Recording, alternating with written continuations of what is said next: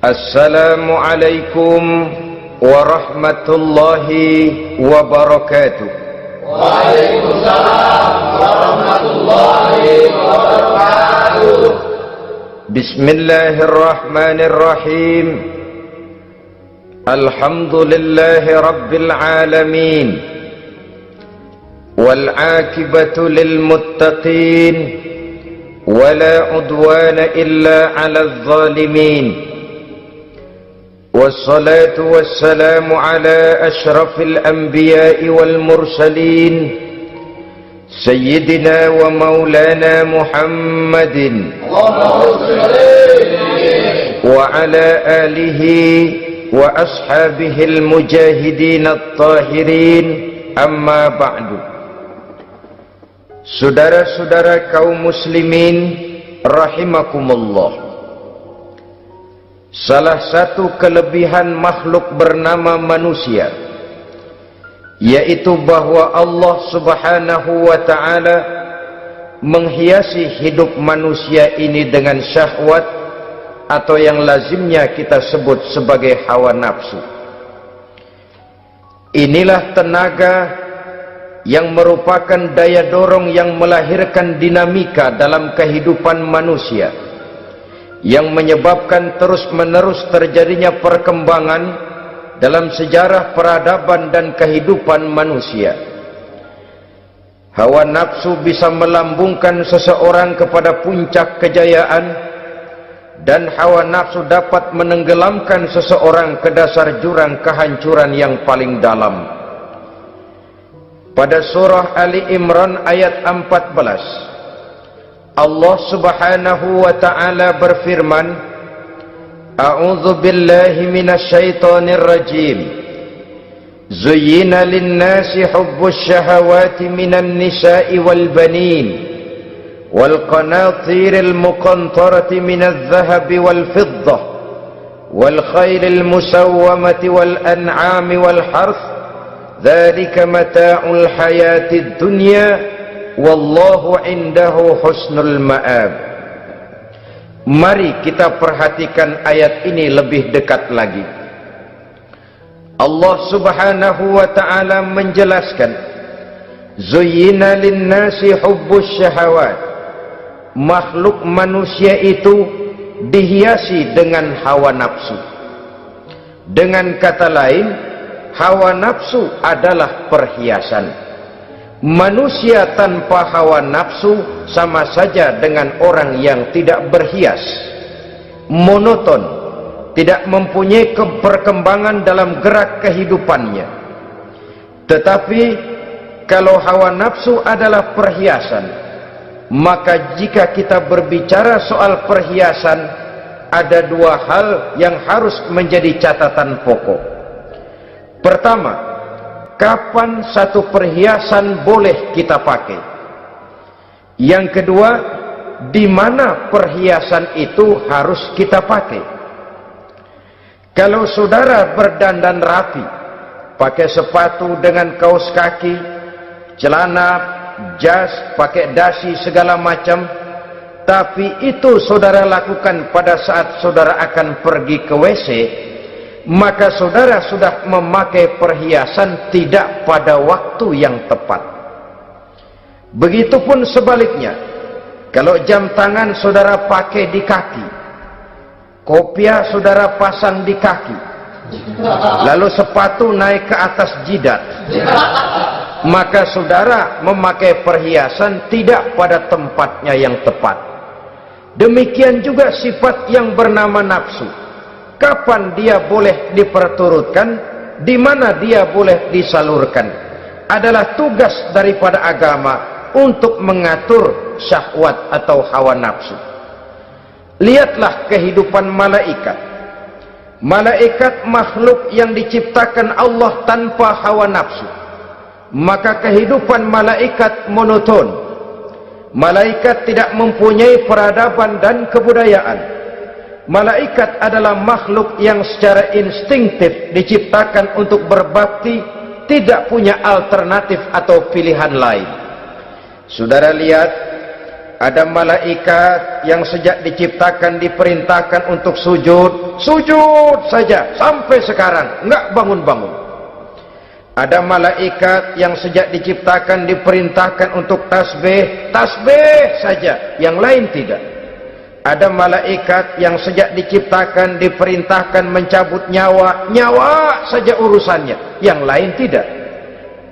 Pekerjaannya monoton, tetapi memang karena tidak ada hawa nafsu, tidak ada kecenderungan malaikat untuk nyeleweng. Belum pernah kita dengar misalnya ada malaikat Jibril korupsi ayat. Ini kelihatannya ayat bagus ini, nggak usah disampaikan kepada bawahan Muhammad, dipakai sendiri saja. Tidak. Kita belum pernah dengar malaikat maut keliru mencabut nyawa orang yang belum waktunya modar. Belum pernah. Malaikat itu ibadun mukramun, la ya'sunallaha fima amarahum wa yaf'aluna ma yu'marun. Maka kehidupan malaikat adalah monoton. Dinamika tidak ada, peradaban dan kebudayaan juga tidak ada. Andai kata bumi dan seluruh isinya diserahkan kepada malaikat untuk mengisinya, barangkali saudara tidak akan pernah kenal jembatan Semanggi, saudara tidak akan pernah kenal Monas, gedung-gedung bertingkat, gedung-gedung pencakar langit. Semua yang menggerakkan itu adalah karena manusia mempunyai hawa nafsu. Nah, kemudian pada kalimat berikutnya Allah memberikan rincian. Apa nafsu kepada apa yang paling menonjol dalam kehidupan manusia itu? Pertama, minan nisa, hawa nafsu kepada perempuan. Ini tentu yang ditujukan laki-laki. Dimanapun saja makhluk bernama laki-laki, kalau dia normal, tidak impoten, mesti suka kepada perempuan. Itu wajar, bin pantas alias normal. Tetapi tadi saya katakan di awal, nafsu kepada perempuan adalah perhiasan. Kapan makainya, di mana makainya, itulah tugas agama memberikan tuntunan dan aturan. Saudara-saudara kaum muslimin rahimakumullah, nafsu kepada wanita dapat mengantarkan seseorang kepada puncak kejayaan, tapi nafsu kepada wanita bisa menenggelamkan seseorang ke jurang kehancuran. Bergantung kepada latar belakang apa yang mendorong timbulnya syahwat tadi. Dengan kata lain, motivasi syahwat tadi digerakkan oleh iman dan ketakwaan, atau semata-mata karena memang syahwat yang merupakan kendaraan iblis. Penyelewengan pertama yang terjadi dalam sejarah kehidupan manusia adalah penyelewengan yang dilakukan oleh Nabi Adam alaihi salam pada saat ia memetik buah khuldi. Kenapa itu dilakukan oleh Nabi Adam? Karena terdorong oleh rasa sayang dan cinta kepada istrinya Hawa. Sebenarnya Hawa lah yang merajuk, Siti Hawa lah yang membujuk, dan Nabi Adam oleh karena syahwatnya kepada istrinya memperturutkan bujukan Siti Hawa itu. Peristiwa Nabi Adam ribuan tahun yang lalu akan terus relevan sampai ke zaman kita sekarang ini. Berapa banyak orang-orang yang karena terlalu ingin menyenangkan istrinya, lalu tidak segan-segan melakukan perbuatan yang menyimpang, baik itu merugikan orang lain, merugikan masyarakat, bahkan merugikan bangsa dan negaranya. Seorang pedagang tidak akan segan-segan menipu, Sebaliknya pun begitu. Tidak jarang wanita di dalam kelemahannya bisa menenggelamkan dunia. Seorang suami yang jujur, polos, lugu, sederhana bisa jadi koruptor ulung karena didorong-dorong oleh istrinya. Istrinya barangkali bisa saja dibakar-bakar oleh tetangganya. Suaminya jujur, sederhana, kepala bagian, tempatnya basah tapi melarat.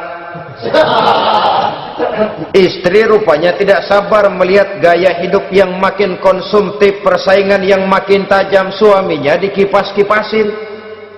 Kata istrinya, "Bang, tetangga sebelah kita lakinya pegawai kecil, Bang, tapi gelangnya kayak pelek beca. Abang ini kepala bagian tidak bisa membelikan saya macam itu, percumalah."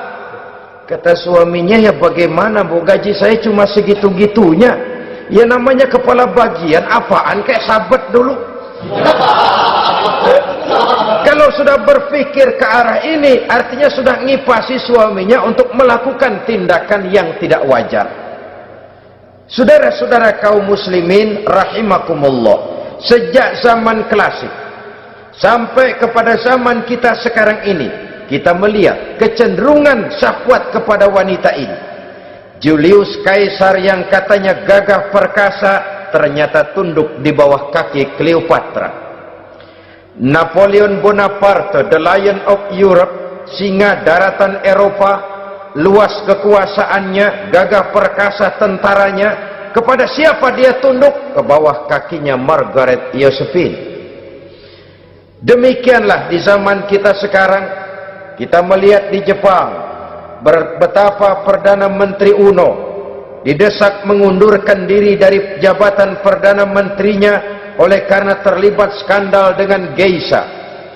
Kita juga melihat di Amerika betapa Senator Gary Hart dari Partai Demokrat yang masih muda, jenius, diharapkan masa depan Amerika lahir dari tangannya, terpaksa mengundurkan diri dari calon presiden oleh karena terlibat skandal dengan Donna Rice. Kita juga menyaksikan betapa parlemen dan kabinet di Inggris sempat geger oleh karena skandal Pamela Bordes, pelacur kelas kakap yang melanglang buana mencari sasaran-sasaran kakap. Ini adalah kisah kejatuhan yang diakibatkan oleh hubbus syahawat minan nisa. Oleh karenanya benar jika Nabi kita menyatakan an-nisa'u imadul bilad, wanita adalah tiang negara. Jikalau baik wanita, baik negara. Jikalau rusak wanita, hancur negara. Kalau syahwat kepada wanita cuma semata-mata karena syahwat, maka seorang laki-laki akan memandang wanita cuma sekedar alat pemuas hawa nafsu. Nilainya rendah. Sedangkan agama kita mengajarkan ma akraman nisaa illa karimun wa ma ahanan nisaa illa laimun, kata Nabi. Tidak akan menghormati kaum wanita kecuali orang-orang yang terhormat, dan tidak akan merendahkan derajat kaum wanita kecuali memang orang-orang yang rendah moralnya. Dengan kata lain, apabila syahwat minan nisa ini dilandasi dengan semangat iman dan ketakwaan, maka kehidupan Rasulullah sallallahu alaihi wasallam sungguh menjadi figur dan contoh dalam kehidupan kita. Perkawinannya bukan karena wajah yang cantik semata-mata, tapi lebih merupakan nilai ibadah kepada Allah Subhanahu wa ta'ala. Dengan demikian, kecenderungan kepada hubbus syahawat minan nisa dikontrol oleh nilai iman. Barometernya, tolok ukurnya adalah iman. Di zaman sekarang banyak kasus kawin campur yang pada akhirnya akan membingungkan kita sendiri. Padahal Al-Quran secara jelas dan tegas memberikan bimbingan. Orang itu kalau sudah, kata Imam Syafi'i, wa ainur ridha an kulli aibin kalilatun kama anna aina suhti tubdil masawiya. Mata kalau dibalut cinta dia buta terhadap nista, tapi mata kalau dibalut benci hanya melihat yang keji-keji saja. Biasanya cinta kepada wanita memang bisa menimbulkan dorongan yang positif, tapi juga bisa membuat seseorang buta sama sekali. Dorongan yang positif paling kurang dari segi penampilan. Coba lihat lelaki kalau lagi demen perempuan, lenjeh banget kan? Sisiran rambutnya rapi, teriskaan bajunya lancip, sepatunya mengkilat, kantong celananya tebel, perkara anduk isinya bukan soal. Yang penting kan gaya. Lalu dinamis, kreativitasnya ada saja timbul. Tapi pada sisi lain, jikalau orang sudah kehilangan pertimbangan, juga kadang-kadang tidak segan-segan mengorbankan akidah, mengorbankan nilai-nilai iman. Padahal ini taruhan utama, sampai Quran dengan tegas memberikan peringatan. Wala ammatun mu'minatun khairun min musyrikatin walau a'jabatkum. Perempuan budak yang hitam legam kalau beriman itu lebih baik untuk dinikahi daripada wanita cantik berkulit kuning langsat tapi musyrik. Lebih baik budak yang hitam legam beriman daripada wanita cantik berkulit kuning langsat berhati bangsat. Tapi kita kadang kehilangan pertimbangan. Karena agama, karena cinta agama digadaikan, karena cinta akidah terjual, karena cinta keyakinan jadi korban. Ini semua penyakit yang datang dari hubbus syahawat minan nisa, kecenderungan mengumbar nafsu kepada perempuan. Ini memang perhiasan, tapi bisa juga jadi bumerang dalam kehidupan manusia. Berapa banyak penyelewengan terjadi karena pengaruh wanita yang tidak bisa jadi bisa. Ini pengaruh di dalam kehidupan memang sedemikian besarnya, sehingga saudara-saudara kaum muslimin, inilah yang perlu dikendalikan dalam kehidupan, kapan dan di mana.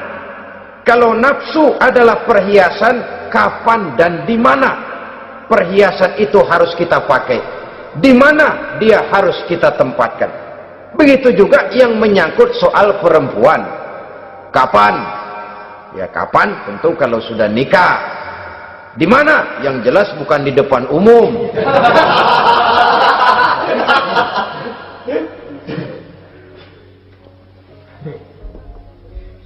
Ini nafsu yang pertama, minan nisa. Yang kedua, wal banin. Dihiasi juga manusia dengan kecintaan kepada banin. Makna banin di sini ay al-aulad, anak-anak laki. Kenapa disebut banin, anak-anak laki? Karena pertama, sering anak laki itu lebih jadi kebanggaan buat orang tuanya ketimbang anak perempuan. Sebabnya apa? Pertama, faktor nasab, silsilah lebih kuat kepada laki-laki ketimbang perempuan. Yang kedua, faktor cita-cita. Orang tua kalau punya anak laki-laki, cita-citanya panjang. Nak, kau nanti jadi dokter ya, nak jadi insinyur ya, nak jadi pilot ya, nak jadi pengusaha ya, nak jadi presiden ya. Tapi kalau dia punya anak perempuan, paling ya nak, mudah-mudahan nanti kamu dapat jodoh orang baik nak, dapat jodoh orang soleh. Saudara-saudara, yang ketiga, anak perempuan itu kalau sudah berkeluarga biasanya pindah kepada lingkungan keluarga lain, sehingga orang berkata punya anak perempuan banyak sebenarnya seperti agen. Artinya ada yang mau bawa, kan begitu. Ada yang minta ambil, ada yang berminat buntel. Paling dia nengokin orang tuanya ya lebaran. Ya syukur kalau sebulan sekali atau seminggu sekali, tapi minimnya kan lebaran. Dengan demikian dari garis nasab ini lebih kuat al-banin ketimbang al-banat. Manusia dihiasi dengan kecintaan kepada anak-anak. Sering karena terlalu cinta kepada anak, kita menjerumuskan anak. Terlalu sayang kepada anak, segala maunya kita perturutkan tanpa kendali dan kendala. Akhirnya sifat yang demikian itu malah mendorong anak untuk manja, tidak percaya kepada kemampuan yang dimilikinya, selalu mengandalkan kepada kebesaran, kemampuan daripada orang-orang yang dibanggakannya itu. Dan dalam kondisi demikian, kedewasaan dan tanggung jawabnya akan lambat berkembang. Maka Allah Subhanahu wa ta'ala memperingatkan bahwa harta dan anak bisa menjadi fitnah. Dalam ayat lain Allah juga memperingatkan, ya ayyuhalladzina amanu la tulhikum amwalukum wa auladukum an dzikrillah. Wahai orang-orang yang beriman, jangan sampai hartamu dan anak-anakmu memalingkan kamu daripada mengingat Allah. Jangan sampai kesibukanmu kepada anak dan harta benda menyebabkan kamu sampai lupa mengingat Allah Subhanahu wa ta'ala. Berapa banyak manusia yang tenggelam dengan melupakan Allah, jauh dari agama, jauh dari tuntunan syariat, oleh karena disibukkan oleh persoalan anak dan persoalan harta benda. Maka satu-satunya jalan, jikalau kita tidak ingin anak kita sampai memalingkan kita daripada mengingat Allah, nilai-nilai keimanan harus ditanamkan kepada mereka sedini mungkin. Dengan bekal ini, maka mereka, anak-anak kita, insya Allah tidak akan membuat kita orang-orang tua ini berpaling daripada mengingat Allah, berpaling daripada kehidupan beragama. Memang karena anaklah kita orang tua peras keringat banting tulang, pergi pagi pulang sore cari nafkah. Karena anaklah kita orang tua, kepala jadi kaki, kaki jadi kepala.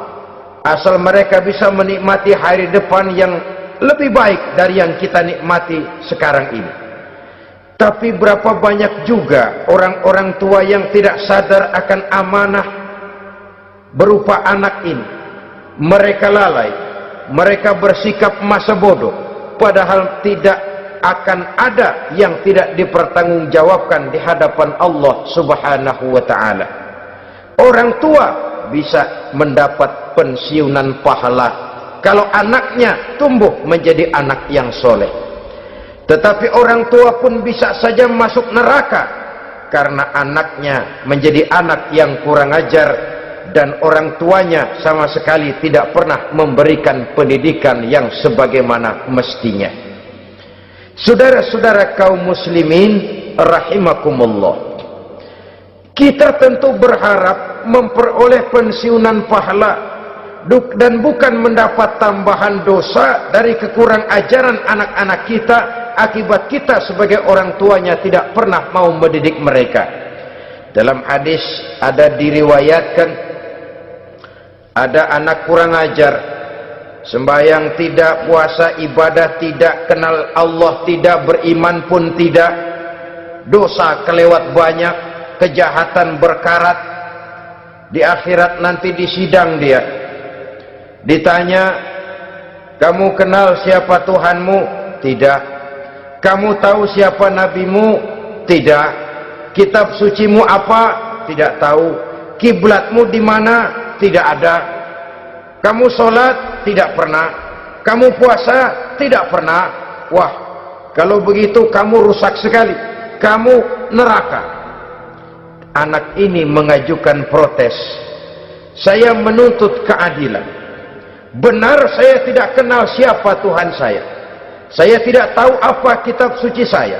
Saya tidak pernah mendirikan sholat, tidak pernah melaksanakan puasa.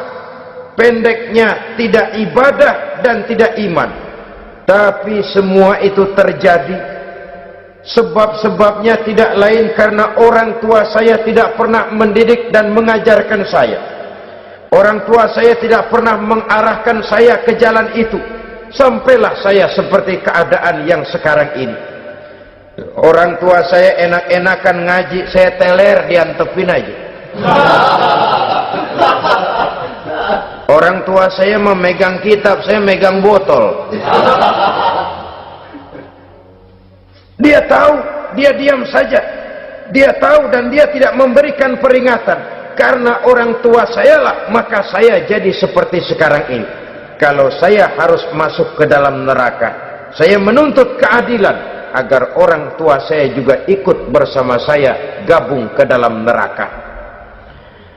Orang tuanya yang baik-baik dipanggil, sudah mau berangkat ke surga nih orang tua, dipanggil, "Ntar dulu mas, ini dulu." Mau kemana, kencang banget? Surga pak, nanti dulu urusan belum beres. Ini benar anakmu ini? Dilihat anaknya, iya anak saya ini. Waktu di dunia nggak pernah diajarin ngaji, nggak pernah. Sampai dia nggak kenal Tuhannya, nggak kenal nabinya, nggak kenal kiblatnya, nggak kenal kitabnya. Iya. Dia sembahyang, kamu diam, dia nggak sholat, kamu diamin aja. Iya kali. Kenapa pakai kali? Yang benar ngomong.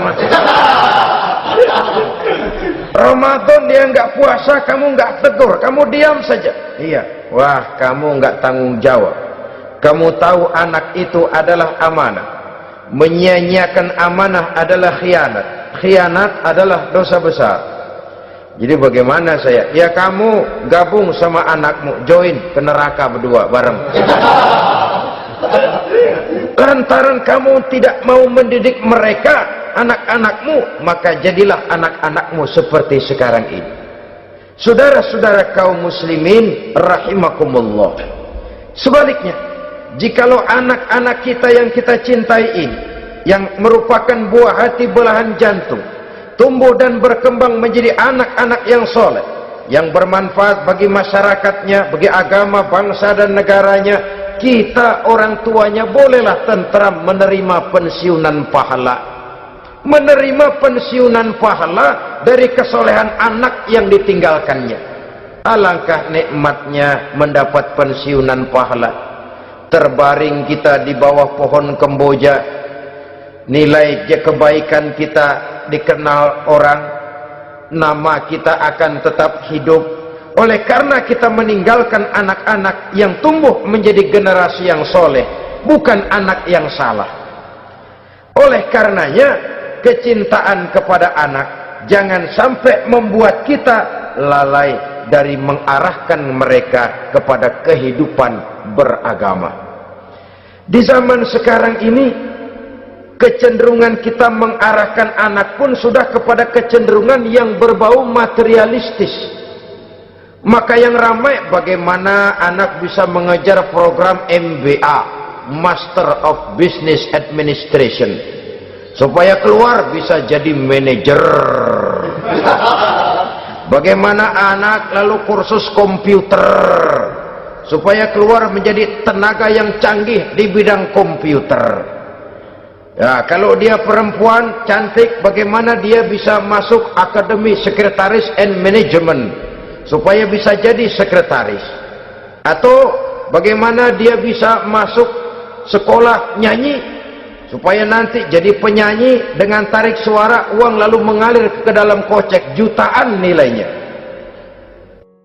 Maka yang ramai pun hal-hal yang semacam itu. Dalam pada itu, pengajian, kursus-kursus keagamaan, studi-studi klub yang membicarakan masalah-masalah agama, ramainya kadang-kadang kalau bulan Ramadan, dianggap training center.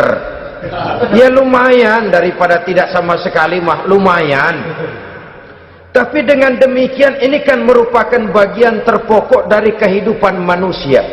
Alangkah idealnya jika dia mengantongi gelar MBA, Master of Business Administration, tapi punya nilai iman yang tangguh, ahli komputer tapi punya keyakinan beragama yang mantap. Saudara-saudara kaum muslimin rahimakumullah, kecintaan kepada anak-anak sering mendorong seseorang untuk menimbulkan sifat nepotisme, Segalanya serba garis keturunan. Sejak ia jalur birokrasi sampai ke dalam kehidupan sehari-hari, nepotisme ini bisa terlihat. Orang kehilangan kondisi objektivitasnya. Mampu atau tidak soal lain. Bidangnya atau tidak bukan soal. Yang penting masih ada hubungan keturunan. Maka timbullah tumpang tindih untuk sesuatu pekerjaan yang tidak sesuai dengan kemampuan dan keahliannya. Di desa-desa kita melihat masjid, ketua masjid bapaknya, bendahara anaknya, sekretaris mantunya, Bilal besannya, kol beduk engkongnya. Pokoknya asal masih ada garis keturunan, masuk, tidak minggir. Ini pada akhirnya kurang menciptakan pemerataan kesempatan. Iyalah kalau profesinya, tapi kan jarang yang demikian itu. Kita boleh cinta kepada anak-anak kita, tapi jangan lalu mempergunakan posisi yang kebetulan kita gunakan untuk menempatkan anak-anak kita lebih dari kemampuan yang mereka miliki. Nepotisme yang lahir. Sehingga ini bukan saja tidak mendidik, tapi mengakibatkan terjadinya tumpang tindih. Tidak lagi berprinsip the right man on the right job, bahwa orang harus ditempatkan sesuai dengan keahliannya, tapi kita sudah berpikir subjektif. Ahli atau tidak ahli, asal masih berbau keturunan, ayo silakan. Nepotisme yang akan lahir. Oleh karenanya, mencintai anak adalah sesuatu yang merupakan perhiasan di dalam kehidupan.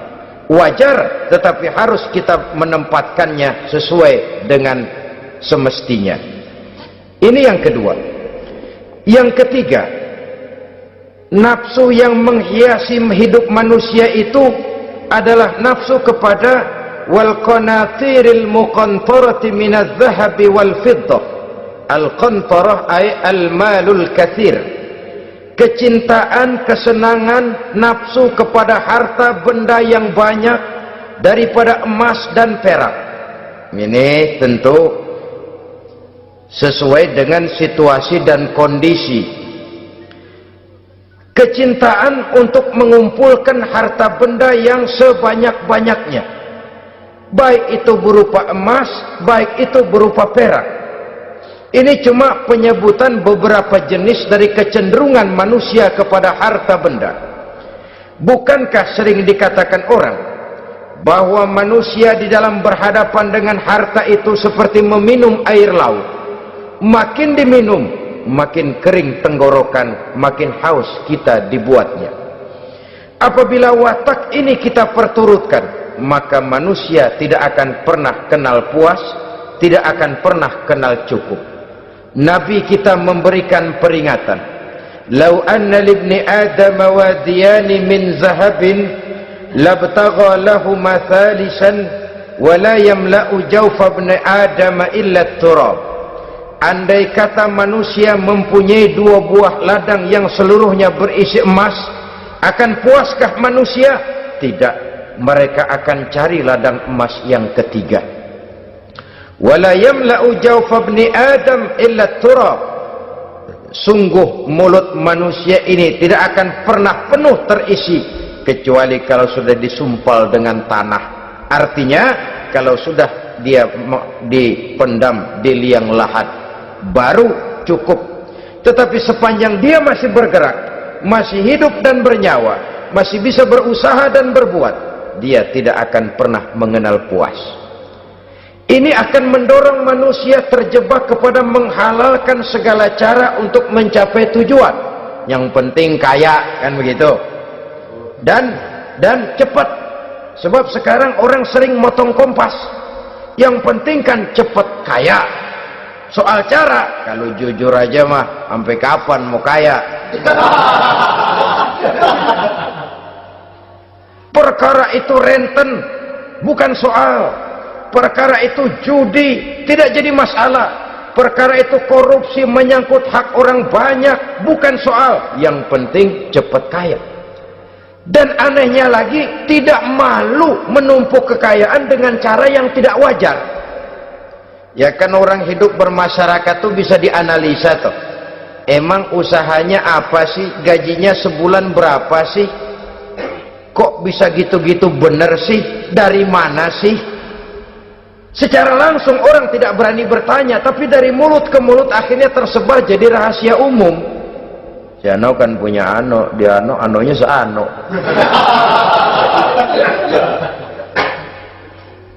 Ini bisa jadi bahan pertanyaan dalam kehidupan, akhirnya jadi gunjingan.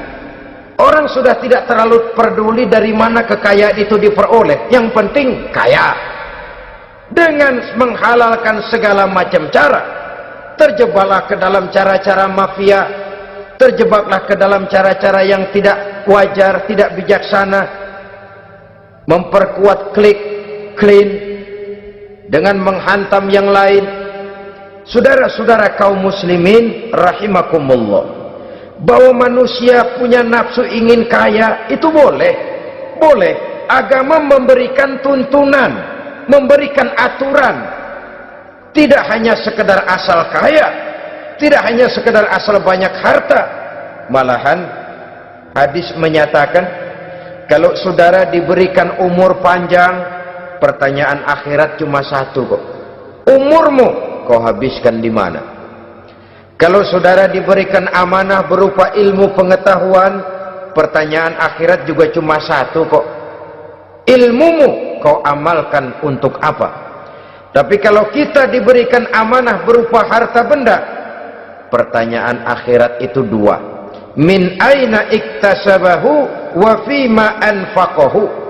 Dari mana hartamu kau dapat, kemana hartamu kau belanjakan. Dari mananya ditanya, kemananya juga ditanya, depan belakang ditanya. Dan kalau mempergunakan harta untuk kesenangan syahwat, orang berani bukan main. Tapi kalau untuk kepentingan agama, yang hakikatnya untuk kepentingan dirinya sendiri, berat seperti nyabut bambu dari ujung. Orang kalau menyumbang masjid 100.000, itu kan zohirnya memberikan panitia masjid, tapi hakikatnya kan dia nabung buat dirinya sendiri. Seolah-olah dia cuma berkata, Pak, tolong saya titip 100.000, ini untuk kepentingan saya di akhirat nanti. Silakan uangnya mau dibelikan semen, pasir, kaca, pintu, jendela, silakan. Saya cuma titip, ini untuk saya di akhirat nanti. 100.000 Pak. Zohirnya dia memberikan kepada panitia masjid, madrasah, pesantren, yatim piatu. Hakikatnya dia nabung buat dirinya sendiri di akhirat. Malah tabungan ini bukan SDSB namanya, SDBS. Sumbangan dana berhadiah surga, itu SDBS namanya. Sekarang orang mengejar SDSB, lalu berat mengejar SDBS. Sumbangan dana yang berhadiah surga langsung dari Allah subhanahu wa ta'ala.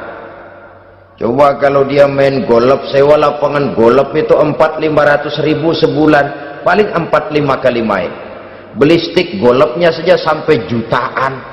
Datang panitia pembangunan masjid 100.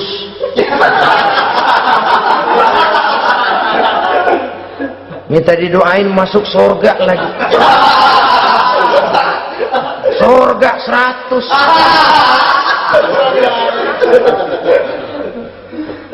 Saudara-saudara kaum muslimin rahimakumullah, kecintaan kepada harta benda yang banyak, baik berupa emas, berupa perak, mendorong orang untuk berlomba-lomba yang Allah peringatkan dalam Al-Quran, alhaakumut takatsur hatta zurtumul maqabir. Kamu telah lalai akibat kamu berlomba-lomba memperbanyak materi dunia. Hatta zurtumul maqabir, sampai kamu dekat masuk ke liang kubur, baru rupanya sadar bahwa perlombaan ini tidak akan pernah sampai ke garis finish. Betapapun jauhnya rally Paris Dakar, garis finishnya ada. betapapun hebatnya medan yang ditempuh, buasnya gurun pasir Afrika, garis finishnya pasti ada. Itu kan rally yang terbuas di dunia katanya, Paris Dakar, tapi garis finishnya ada. Namun jikalau kita berlomba memperbanyak harta, kita tidak akan pernah sampai ke garis finish. Yang kecil-kecilan aja dah. Kalau orang ditanya, kamu kenapa sih belum mau sembahyang? Ya bagaimana mau sembahyang Pak, tinggal di Jakarta masih kontrak. Coba habis tahun diubur-ubur yang punya rumah. Kalau punya rumah sendiri walaupun kecil-kecilan, saya mau ibadah Pak. Ya, diberikan rezeki oleh Allah, bisa bikin rumah walaupun kecil-kecilan, belum juga mau sembahyang. Kok belum juga sembahyang? Iya Pak, rumah emang udah punya sendiri, cuman kecil Pak, atasnya atap, kalau hujan aja bocor. Kalau bisa bikin rumah yang permanen Pak, tenang, saya ibadah, sembahyang saya rajin. Iyalah, diberikan rezeki bisa bikin rumah permanen, bagus rumahnya. Lain lagi, iya, rumah sudah permanen, tembok, ubin, cuman isinya belum ada Pak, perabotannya. Duh. Kalau punya peralatan rumah tangga yang memadai, tenang, saya ibadah. Diberikan juga rezeki bisa beli perabotan rumah tangga yang lumayan. Di atas tehelnya sudah pakai karpet, mebelnya spaghetti, tempat tidurnya alga spring bed dan low pillow, ada kulkas, ada TV, di sebelah TV ada kunci mobil, kuncinya mobilnya.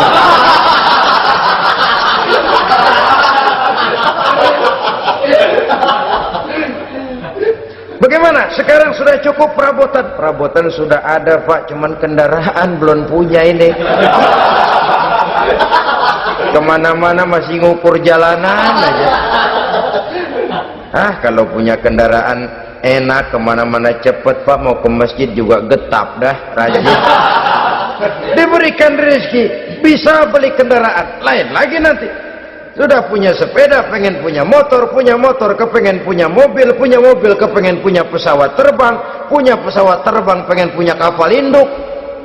Sudah punya kebun, pengen beli sawah, sudah punya sawah, pengen punya gunung, sudah punya gunung, laut diborong. Perlombaan materi tidak akan pernah membawa kita ke garis finish, karena sifatnya sangat abstrak, bahkan akan mendorong kita seperti gurita, cenderung kepada penyakit tamak bin rakus alias serakah.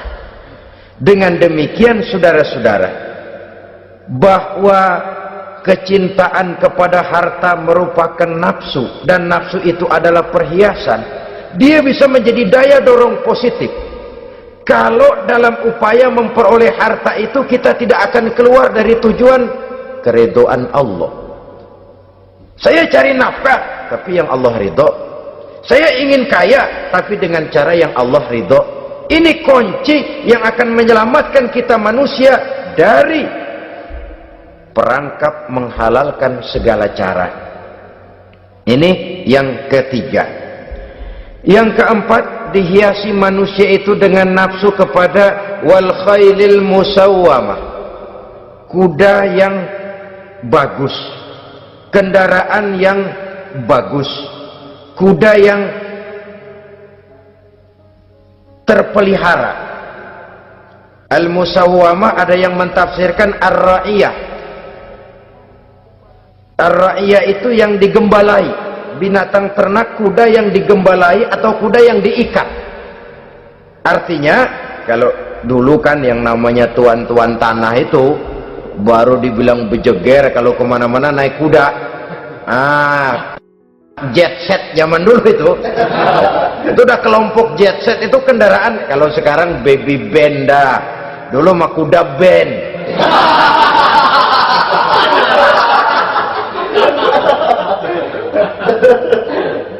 Manusia punya kecenderungan suka kepada kendaraan, apalagi di zaman sekarang ini. Wah, iklan-iklan itu kan sangat menggoda kita. melayani segala macam bentuk penjualan. Nah, ini lalu terangsang biar duit cekak. Kalau udah ngebaca itu, wah berani banget dah. Tahu duit nggak mungkin cukup, tapi begitu baca melayani segala macam bentuk penjualan dengan fasilitas ringan. Nah, jadi dah. Jadi juga punya mobil, jadi dah. Perkara utang itu bakal nyekek leher, bukan soal.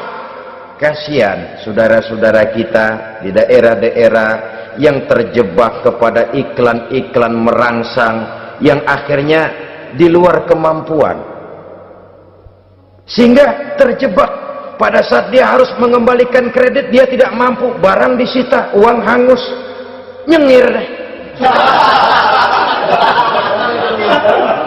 Bekipas sembari tahlil.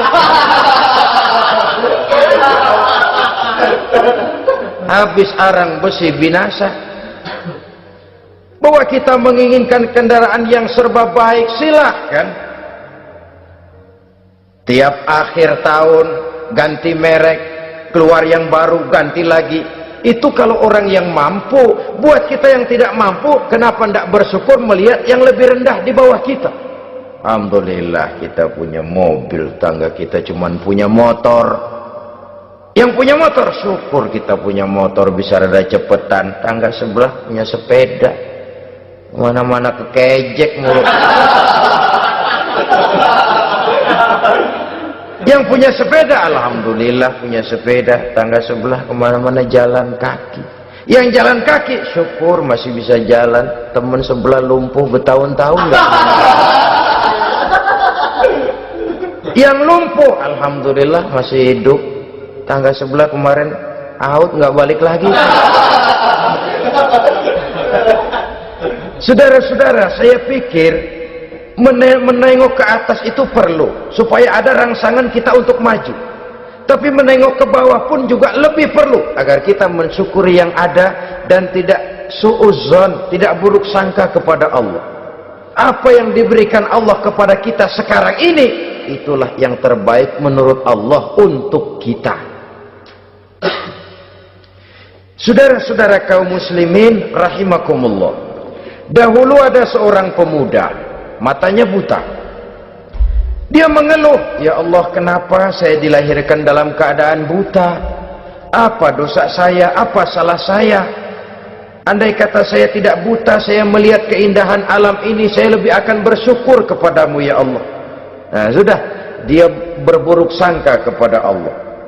Satu hari, ini Raja Baduy di pedalaman mengerahkan tentaranya menculik anak-anak muda. Ini Raja Baduy ini kanibal, artinya suka makan daging manusia. Anak-anak muda ini diculik. Yang masih muda-muda ya, kalau kambing muda itu kan di sop rada sedap. Rupanya ini Raja kanibal ini begitu. Anak-anak muda termasuk ya pemuda yang buta tadi itu kena culik. Ya sudah diculik, rawatlah di istana raja ini, diberikan pakaian bagus, dikasih makan serba enak. Sebab apa? Supaya badannya gemuk. Setelah gemuk nanti dipotong di sop legit. Udah, kerjanya cuma makan tidur, fasilitas nikmat, tidur enak. Udah giliran dapat 1 bulan 2 bulan kemudian, ketika mau diambil anak-anak muda ini, raja sendiri yang milih mana yang disop duluan nih. Sampai giliran anak muda yang buta ini, raja geleng kepala. Yang begini mau buta, dagingnya nggak enak. Ini satu lepas saja, lepas. Saya mau makan daging orang buta, lepas saja. Pulang ini anak muda, batinnya bersyukur, sujud syukur, ya Allah, katanya, untung saya buta. Coba kalau saya nggak buta, udah habis saya disop. 2 bulan yang lalu dia mengeluh, ya Allah, kenapa saya dilahirkan dalam keadaan buta? Sekarang dalam pulang ke rumah, perjalanan menuju ke rumah, dia berkata, alhamdulillah, andai kata saya tidak buta, habis badan saya disop oleh raja yang kanibal tadi itu. Saudara-saudara kaum muslimin rahimakumullah. Jadi dengan demikian pola hidup yang konsumtif sesungguhnya sangat tidak mendidik apabila dilatar belakangi oleh kemampuan yang tidak menunjang. Dengan demikian setidaknya mendidik orang untuk berkhayal. Anak-anak muda sama merek mobil ngerti banget dah, punya kagak? Ini BMW model terakhir nih. Nih kemarin gue ngeliat di sana, gue megang rame banget.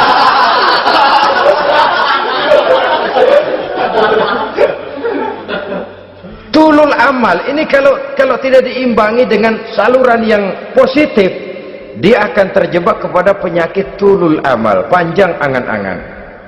Baiklah ya, wal khailil musawwamah. Yang keempat, yang kelima maksud saya, wal an'am, cinta kepada binatang ternak. Manusia ini kan punya kecenderungan macam-macam. Setelah rumahnya bagus, hartanya banyak, kendaraannya cukup, ingin beternak. Jadilah peternak. Ini kecenderungan manusia, wajar saja sepanjang didapat dan dilakukan dengan cara-cara yang wajar. Wal hars, dan tumbuh-tumbuhan, bertani, bersawah, berladang, itu merupakan kecenderungan daripada manusia. Keseluruhan itu kata Allah, kecintaan kepada wanita, kepada anak, kepada harta benda, kepada kendaraan, kepada binatang ternak, kepada tumbuh-tumbuhan, zalika, semua itu mata'ul hayatid dunya, merupakan kesenangan hidup dunia. Berapa lama kesenangan hidup dunia? Sebentar, seumur manusia. Seumur manusia. Bahkan kadang-kadang pada saat dia masih hidup pun orang tidak sepenuhnya sempat menikmati kesenangan hidup dunia. Apabila ajal datang, selesailah kehidupan dunia sampai di situ. Orang-orang kafir, buat mereka surganya di dunia ini. Bila kehidupan di dunia selesai, selesailah sudah surganya sampai di situ. Kesemua itu janji kata Allah merupakan kesenangan daripada kehidupan di dunia. Wallahu indahu husnul ma'ab, dan Allah mempunyai tempat kembali yang sangat baik. Nah, setelah Allah menjelaskan semua itu, pada ayat yang ke-15 Allah memberikan jalan keluarnya. Memperturutkan nafsu kepada wanita, anak-anak, harta benda, kendaraan, binatang ternak. Bijaksanakah itu? Dalam ayat ke-15 surah Ali Imran ini Allah memberikan penjelasan tuntas. Qul a'unabbi'ukum bi khairim min zalikum. Katakan kepada mereka Muhammad, maukah kamu aku beri kabar yang lebih baik dari semua itu? Lebih baik daripada kesenanganmu kepada wanita, kepada anak-anak, kepada harta benda, kepada kendaraan dan sebagainya. Mau kamu aku beritahu yang lebih baik daripada semua itu? Jawaban tentu mau. Kalimatnya bukan ukhbirukum, a'unabbi'ukum. An-naba itu berita yang besar. Lain dengan al-khabar, itu berita biasa saja. An-naba, sehingga pembawa berita disebut nabi. Dari naba yanbi, pembawa berita yang benar. A'unabbi'ukum, maukah aku tunjukkan kepada satu berita yang benar-benar besar dan benar-benar lebih baik dari yang semua disebutkan tadi. Apa jalan keluarnya? Lillazina taqaw 'inda rabbihim jannatun tajri min tahtihal anhar. Bagi orang-orang yang bertakwa kepada Allah, mereka akan mendapatkan surga yang di bawahnya mengalir sungai. Khalidina fiha, mereka akan kekal di dalamnya. Wa azwajun mutahharah, dan mereka mendapat istri-istri yang suci. Wa ridwanum minallah, dan keridhaan daripada Allah subhanahu wa ta'ala. Kalau kamu hai orang-orang yang beriman, kalau kamu hai manusia menyangka bahwa nafsu kepada wanita, anak-anak, mengumpulkan harta benda, kendaraan yang menarik, binatang ternak dan tumbuh-tumbuhan itulah yang lebih baik untuk kesenangan dunia. Memang itu kesenangan dunia, tapi nih, seolah-olah kata Allah, nih saya kasih tahu kamu, aku beritahu yang lebih baik dari semua itu. Apa? Takwa kepada Allah. kecintaan kepada wanita. Kalau takwa dasarnya, orang nggak amburadul, nggak semrawut, nggak pokoknya gue masalah perempuan dan membuat terus. Tapi punya kaidah, punya norma. Demikian juga kepada anak-anaknya, demikian juga kepada harta benda. Pokoknya asal harta, mau halal mau haram, tekuk terus dah. Semuanya dilandasi oleh taqau, lillazina taqau, oleh ketakwaan kepada Allah. Nah, ketakwaan ini akan menghasilkan apa? Inda rabbihim jannatun tajri min tahtihal anhar, melahirkan, menghasilkan surga yang di bawahnya mengalir sungai-sungai. Saudara-saudara kaum muslimin rahimakumullah, jika kita menyangka bahwa wanita bisa memberikan kesenangan, iya, kesenangan dunia. Jika kita menyangka bahwa harta benda bisa memberikan kesenangan, iya, kesenangan dunia. Jika kita menyangka bahwa kendaraan bisa memberikan kesenangan, iya, kesenangan dunia.